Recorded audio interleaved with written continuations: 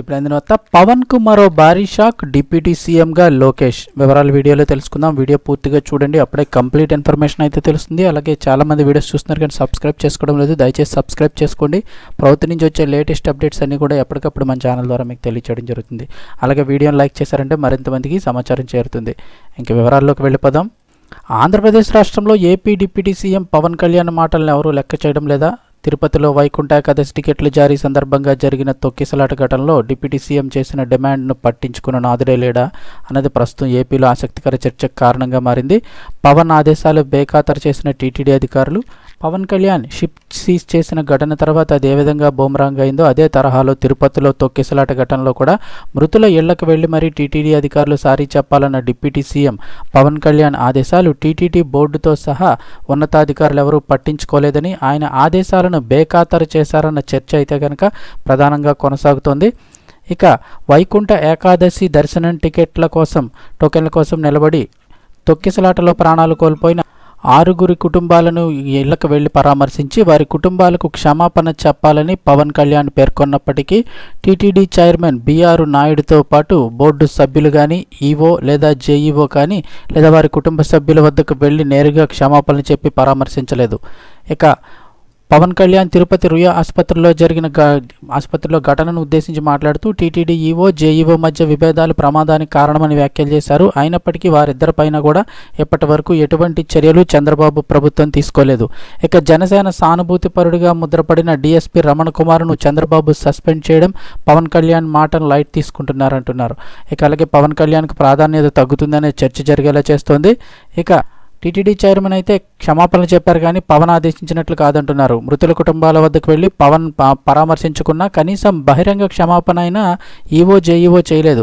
ఇక TTD chairman BR Naidu క్షమాపణ చెప్పినంత మాత్రాన పోయిన వారు తిరిగి వస్తారా అంటూ వివాదాస్పద వ్యాఖ్యలు చేసి ఆ తర్వాత టీటీడీ తరపున మృతుల కుటుంబాలకు క్షమాపణ చెప్పారు.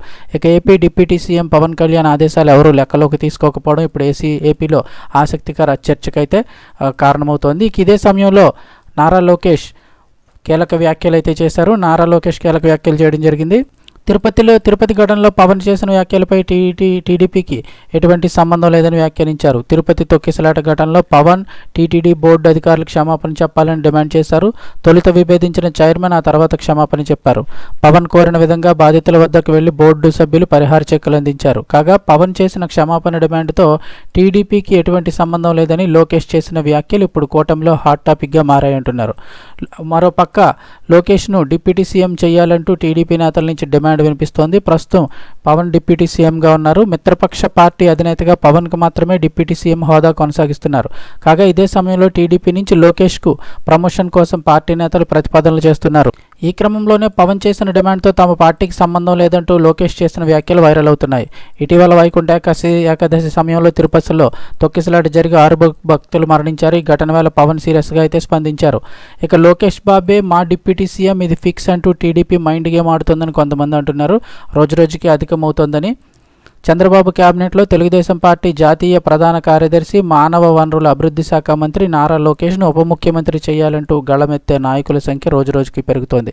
టీడీపీకి చెందిన సీనియర్ నాయకులు కూడా ఇదే కోరుకుంటున్నారంటున్నారు. నారా లోకేష్ను ఉప ముఖ్యమంత్రి చేయాలనే డిమాండ్ తొలుత మహాసేన రాజేష్ ఆరంభమైంది. లోకేష్ను డిప్యూటీ సీఎం చేయాలంటూ రాజేష్ డిమాండ్ చేశారు. భవిష్యత్ అవసరాల కోసం తప్పనిసరిగా ఈ దిశగా టీడీపీ అగ్రనాయకత్వం ఖచ్చిత నిర్ణయాన్ని తీసుకోవాల్సి ఉంటుందని స్పష్టం చేశారు. ఇక ఇదే డిమాండ్ టీడీపీ అత్యున్నత నిర్ణయాత్మక విభాగం పొలిట్ బ్యూరో సభ్యుడి నోట కూడా వెలువడడం ప్రాధాన్యత సంతరించుకుంది. మైదుకూరులో పొలిట్ బ్యూరో సభ్యుడు రెడ్డప్పగారి శ్రీనివాసరెడ్డి కూడా ఇదే డిమాండ్ లేవనెత్తారు. ఉప ముఖ్యమంత్రిగా లోకేష్ను ప్రమోట్ చేయడానికి ఇదే మంచి సమయమని వ్యాఖ్యానించారు. అటు పార్టీ ఇటు ప్రభుత్వంలో లోకేష్ చేస్తున్న కృషిని వివరించారు. ఇక ఇప్పుడు తాజాగా నెల్లూరు జిల్లాకు చెందిన తెలుగుదేశం పార్టీ సీనియర్ నాయకుడు మంత్రి సోమిరెడ్డి చంద్రమోహన్ రెడ్డి సైతం ఈ ప్రతిపాదనలు బలపరిచారు. ఈ డిమాండ్లను సమర్థించారు. పార్టీ సీనియర్ నేతగా తన అభిప్రాయాన్ని వెల్లడించారు. నారా లోకేష్ వైపే మొగ్గు చూపారు. నారా లోకేష్ను డిప్యూటీ సీఎం చేయాలన్న పొలిట్ బ్యూరో సభ్యుడు రెడ్డప్పగారి శ్రీనివాసులు చేసిన ప్రతిపాదనను తాము సమర్థిస్తున్నానని సోమిరెడ్డి చంద్రమోహన్ రెడ్డి స్పష్టం చేశారు. ఆ పదవికి నారా లోకేష్ 100% అర్హుడని అన్నారు. మరి దీనిపై ప్రస్తుత ముఖ్యమంత్రి చంద్రబాబు నాయుడు గారు ఏ విధంగా స్పందిస్తారనేది అయితే తెలియాల్సి ఉంది.